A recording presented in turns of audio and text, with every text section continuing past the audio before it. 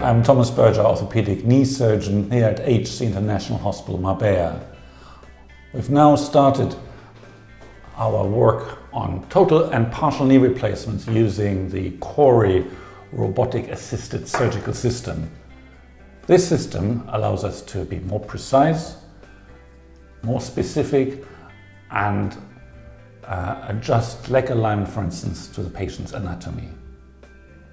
This is an end to the all fits one, and we embark on a new approach that takes the patient's anatomy and its requirement into account. We're using the CORI robotic assisted surgical system for our partial and total knee replacements.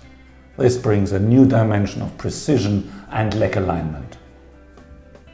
This is away from the rigid mechanical alignment where one instrument has to fit every patient's anatomy. Here we can actively decide how to position the patient's implant and how to design the leg alignment matching the original anatomy.